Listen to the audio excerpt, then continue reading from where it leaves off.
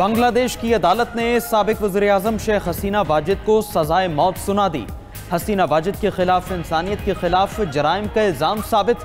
शेख हसीना के साथ ही साबिक वज़ीर दाखिला असदुज़्ज़मान को भी सजाए मौत सुनाई गई। अदालती फैसले के मुताबिक शेख हसीना वाजिद ने मुजाहिरीन पर मुहलिक हथियारों का इस्तेमाल कराया, मुजाहरा करने वाले तलबा के कत्ल के अहकामात दिए, तलबा के मुतालिबात सुनने के बजाय फसादात को हवा दी। शेख हसीना पर 2024 में सैकड़ों अफराद के कत्ल का इल्ज़ाम है। अवामी बगावत के बाद शेख हसीना ने फरार होकर भारत में पनाह ली। बांग्लादेशी हुकूमत ने भारत से शेख हसीना की हवालगी का मुतालबा कर दिया। तर्जुमान बांग्लादेशी दफ्तर खारजा का कहना है कि मुजरिमों को पनाह देना भारत का गैर दोस्ताना इक़दाम और इंसाफ की बेतौकीरी है।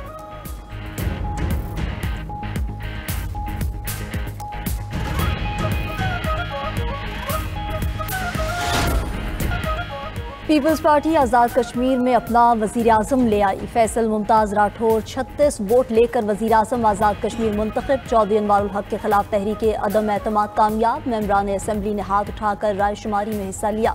फैसल मुमताज़ राठौर के हक में 36 वोट जबकि मुखालिफत में 2 वोट आए। नए वज़ीर आज़म आज़ाद कश्मीर की हलफ बर्दारी तकरीब कल होगी। ऐवान में खिताब करते हुए नौ मुंतखब वज़ीर आज़म आज़ाद कश्मीर ने कहा कि कंधों पर भारी जिम्मेदारी आ गई। वसाइल में रहकर अवामी मसाइल हल करेंगे। एक्शन कमेटी एक हकीकत है जिसे तस्लीम करना होगा। इससे पहले ऐवान में खिताब करते हुए चौधरी अनवारुल हक ने कहा कि अगर दोस्त मुझसे मशवरा कर लेते तो इस तकरीर की ज़रूरत पेश ना आती। अगर मैंने वज़ीर आज़म रहना होता तो क्या कोई मुझे रोक सकता था? ये कैसे हो सकता है कि एक शख्स ही आइन और इंतज़ामी ढांचे की तबाही का जिम्मेदार हो? क्या मेरी काबीना के मेंबरान इसके जिम्मेदार नहीं?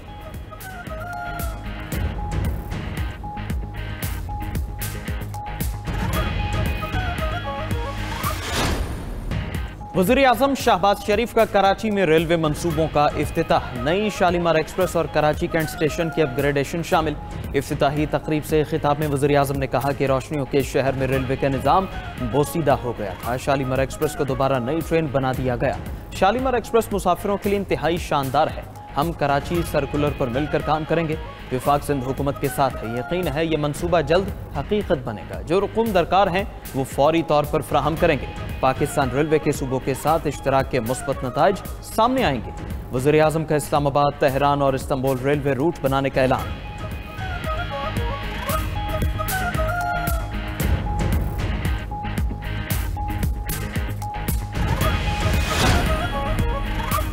वज़ीर आला सिंध का रेलवे मंसूबों में विफाक की हिमायत का ऐलान। तकरीब से खिताब में कहा कि सिंध हुकूमत ट्रांसपोर्ट के शोबे पर खसूसी तवज्जो दे रही है। कराची के लिए इलेक्ट्रिक बसें ला रहे हैं। ख़वातीन के लिए मज़ीद पिंक बसें भी आ रही हैं। सिंध हुकूमत रेलवे की तरक्की के लिए विफाक की मुकम्मल हिमायत के लिए तैयार है। वज़ीर रेलवे हनीफ अब्बासी बोले कि गुज़िश्ता 8 माह में रेलवे में नुमाया असलाहात की हैं। कराची सिटी स्टेशन पर भी जल्द काम शुरू करेंगे।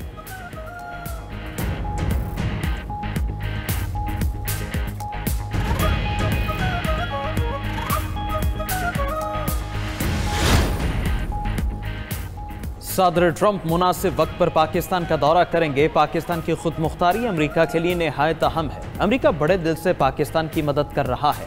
अमरीकी नाज़िमुल उमूर नटाली बेकर की 92 न्यूज़ से खुसूसी गुफ्तगू। कहा कि पाकिस्तान को अपने निजकारी प्रोग्राम पर भरपूर अमल करना चाहिए। पाकिस्तान को अपने मुआशी मफादात का मोहतात अंदाज में तहफ़्फ़ुज़ करना होगा। पाकिस्तान एक आज़ाद मुल्क है। पाकिस्तान चीन या किसी भी मुल्क से ताल्लुकात रख सकता है। IMF इस्लाहात पर मुकम्मल अमल से ही पाकिस्तान की मुआशी हिकमत अमली कामयाब होगी।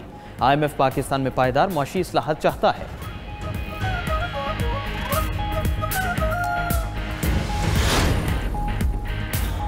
MQM पाकिस्तान की पीपल्स पार्टी को सिंध में नया सूबा बनाने की धमकी। कराची में न्यूज़ कॉन्फ्रेंस के दौरान मुत्तहिदा रहनुमा मुस्तफ़ा कमाल ने कहा कि पीपल्स पार्टी मुत्तहिदा के बल्दियाती निज़ाम से मुतालिक बिल पर बात करे। अगर ऐसा ना किया तो 18वीं तरमीम भी ख़त्म होगी और सिंध में सूबा भी बनेगा। मुस्तफ़ा कमाल ने मज़ीद कहा कि आने वाले महीनों में बल्दियाती निज़ाम से मुतालिक तरमीम आएगी और मुत्तहिदा की आइनी तरमीम मंजूर भी होगी। मुस्तफ़ा कमाल ने पीपल्स पार्टी को मामले पर ऑन कैमरा बातचीत की दावत भी दी।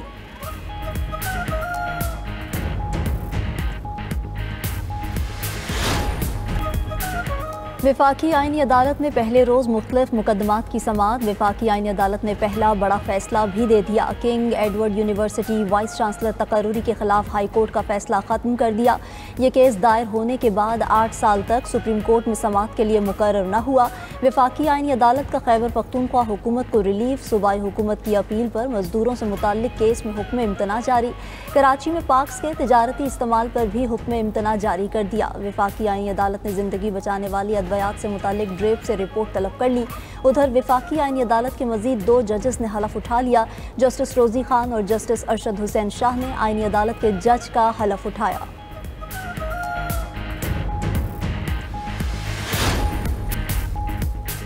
पाकिस्तान और बांग्लादेश के दरमियान तारीखी कार्गो मुआहिदा हो गया। PIA और बांग्लादेशी एयरलाइन के दरमियान मुआहिदे पर दस्तखत।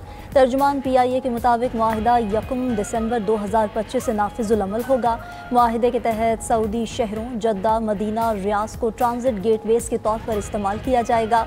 ये शराकत दारी इलाकाई तिजारत के लिए स्ट्रेटेजिक कॉरिडोर कायम करेगी। टेक्सटाइल, फार्मास्यूटिकल्स और ज़रूरी मसनूआत की तरसील में पेचीदगियाँ कम होंगी।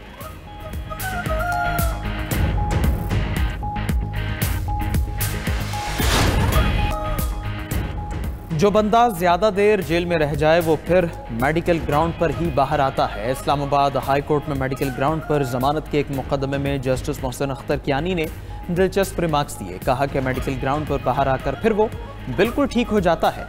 वो दूसरे ममालिक में घूमता फिरता है और उससे कुछ नहीं होता।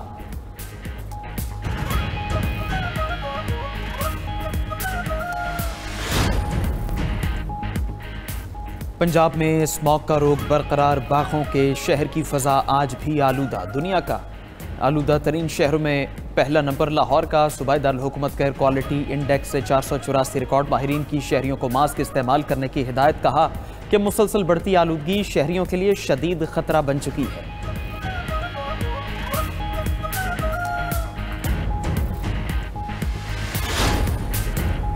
यूक्रेन और फ्रांस के दरमियान दिफाई मुआहिदा हो गया। गैर मुल्की मीडिया के मुताबिक ज़ेलेंस्की और फ्रांसीसी सदर के दरमियान पेरिस में मुआहिदा तय पाया। मुआहिदे के तहत यूक्रेन फ्रांस से 100 लड़ाका तैयारे खरीदेगा। फ्रांस से दिफाई मुआहिदे के बाद यूक्रेनी सदर स्पेन जाएंगे। उधर रूस ने यूक्रेन के मजीद 3 इलाकों पर कब्जा कर लिया।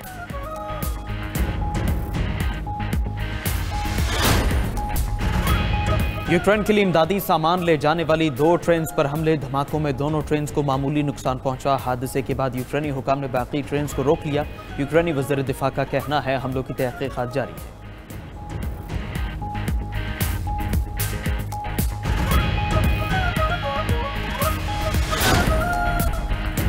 भारतीय फ़ज़ाइया को एक बार फिर आलमी सतह पर जग हसाई का सामना। दुबई इंटरनेशनल एयर शो में भारतीय तैयारे का तेल लीक हो गया। भारतीय फ़ज़ाइया के अमले ने तैयारे के नीचे शॉपिंग बैग रख दिए। फुटेज सोशल मीडिया पर वायरल हो गई।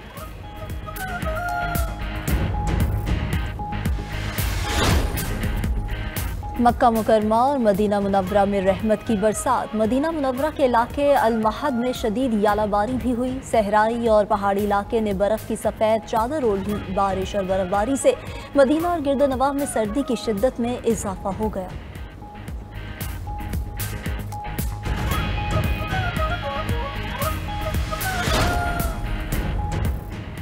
इटली को शदीद बारिश और तूफानी हवाओं का सामना। इटली में तूफान के बायस मुतादिद नदियों के किनारे टूट गए। पानी घरों में दाखिल, सड़कों पर पार्क गाड़ियां डूब गईं। तूफानी हवाओं ने ट्रेन को भी उल्टा करके रख दिया। मुतासर इलाकों से लोगों को कश्तियों के जरिए महफूज मकामात पर मुंतकिल किया गया।